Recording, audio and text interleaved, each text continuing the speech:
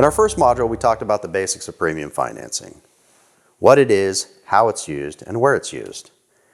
To understand where we are today, we need to take a look at how it all started and how things have changed over the years, from the cowboy days of the 2000s to the highly regulated space we are in today. And I, for one, think that regulation is a good thing. Now, this is one of the most requested topics from the field, as there is a lot of noise and bad press out there when it comes to premium financing today. A lot of that comes from either the misunderstanding of it or cases back in the day that made the news because of a few bad apples. The reality is that today premium finance is roughly 25 to 30% of premiums placed and is successfully used in all types of planning. So let's start at the beginning so we know how we got where we are today. Advisors always ask me, hey, is premium financing new? The answer is no. It's been around for life insurance for well over 20 years now, even longer for the property casualty and insurance marketplace. So why do people feel like it's new? Well, if you think back to the early 2000s, what products did we have to sell and what was the estate tax exemption? How many policies were sold for estate planning and death benefit versus income sales? Well, if you look back then, we had whole life, current assumption universal life, and guaranteed universal life. Variable universal life, or VUL, was also around, but we can't finance VULs. So what's missing off that list? Well, that's easy. Fixed index universal life, or simply IUL. Back then, we called it equity index universal life, but let's not go down that rabbit hole. Back then, the estate tax exemption was 3 to 5 million, depending upon the year. And that put many more individuals into the I have an estate tax problem. As a result of the products available and the demographics, we used premium financing almost exclusively for large estate planning cases. We did do some large business planning cases as well for buy-sells or key man, but those were few compared to the estate planning ones. That was all great, and we were able to decrease outlay, increase IRRs, save money on gift taxes, and do some really effective planning. Then 2004-ish happened. What happened, you ask? Well, the first IUL was created. Now, don't get me wrong, I absolutely love IULs, and I use it in a ton of my planning today. But remember where we were in 2004. The market was recovering from the 2000-2001 tech bubble recession, and we were 4 years away from 2008. What could possibly go wrong?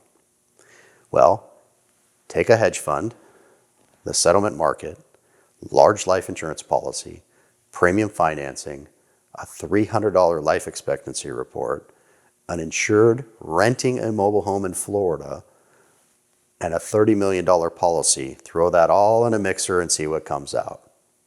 If you think I'm making it up, that's an actual case I saw when I was director for premium financing at Pacific Life back in 2000s. Hedge funds got into the business in the mid-2000s, and why? Well, attractive IRRs on the death benefits, that's why. Hedge funds buying large life insurance policies on some clients with little to no net worth and betting on a $300 life expectancy report. That's why. The problem is there was very little regulations back then on premium financing and life settlements. So hedge funds were purchasing policies on people, again, that had little to no net worth, and they had no insurable interest. And they based the IRRs, or internal rates of return, on a $300 life expectancy report from a third-party company, essentially betting against the insurance company's 100-plus years of pricing and mortality experience. So the STOLI and IOLI, stranger-owned and investor-owned life insurance market, was created. Stranger-owned life insurance and investor-owned life insurance programs were out there where clients had to post little to no collateral and did not have a personal guarantee. For a few years, everything seemed to be going well. Hedge funds placed large cases, some carriers looked the other way, and a lot of people made a lot of money. But then guess what happened? Insureds were not passing away in 47, 54 months like the LE report said. And then 2008 came. A tightening of the money supply. Hedge funds were not reaping the expected windfalls. And with the economy going south, many went out of business. What also happened is many of the lending facilities that provided funds for traditional premium financing cases either stopped lending money or went out of business. Carriers also lost money as many of the policies lapsed well before they recouped their money. Also around that time, we saw the beginning of using premium financing with the newer IULs for income planning. We still do this today, but remember back then we didn't have AG 49. For those of you who weren't in the business back then, imagine an IUL illustration financed with a crediting rate of 8.5% and a participating loan with 6% positive arbitrage. That's what some clients were being presented. I actually showed an illustration to an attorney I still work with to this day back in 2007. It showed the client having no out-of-pocket interest payments. The death benefit grew to something like $150 million after taking $100 million in income, all for nothing out of pocket. I slid the illustration in front of him and I said, look, I call this the perpetual motion design. He looks down at the illustration, he pauses, and then he looks up at me and he says, you know what this illustration means? I replied, no, with a little bit of a smile. He said, it means ink can stick to paper. We had a good laugh. I told him I was going to steal that line, and I have. I can't tell you how many times I've used that over the years.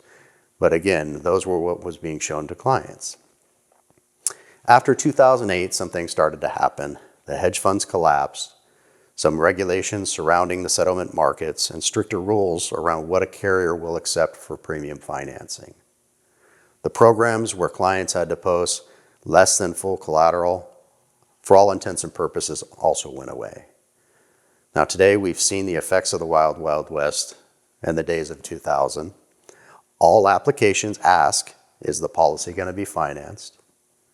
They also ask if you've discussed settling the policy or if some third party is paying the premium.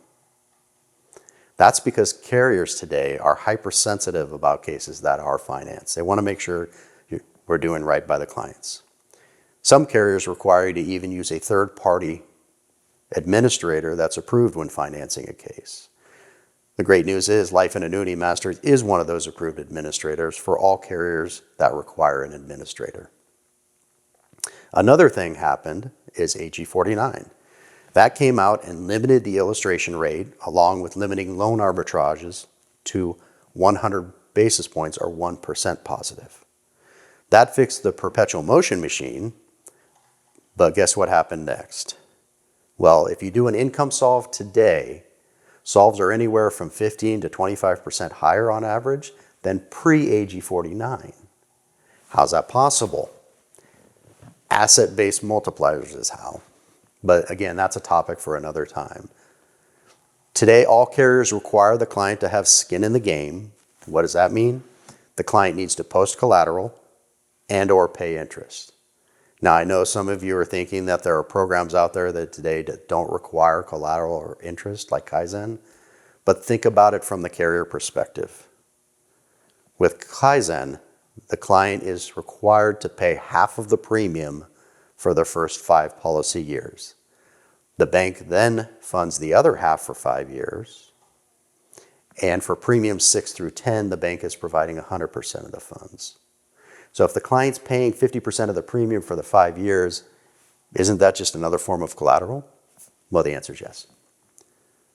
So to summarize, the 2000s were the cowboy days of the Wild Wild West. The early 2010s were kind of figuring out how to ensure the 2000s didn't happen again and saw the advent of some new programs for clients worth and less $5 million like Kaizen. The later half, I think we kind of figured out the sweet spot for premium financing going forward. Overfunded IULs for tax advantage income. Through it all, traditional premium financing remains strong. It boils down to just a few things. Does the client understand the value of arbitrage in using other people's money? Do they have the better use for their money? And do they have sufficient liquidity to post collateral? And finally, do they qualify both financially and medically? Now, working with a true premium financing partner who has been there and done that through the years affects your ability to close more cases, continue conversations with prospects that you want to work with, attract ideal clients and referrals, and ultimately enhance your client's experience. Now, I would suggest you don't work with a partner who hasn't been there. We don't want to be more reasons for more regulations to be put into effect. If you want to deliver the best to your clients and earn more revenues than any other financing vendor in BGA can offer, give us a call. And if you're interested in learning more about our other strategies for high net worth clients, visit our private client group at LAAMPCG.com or give us a call.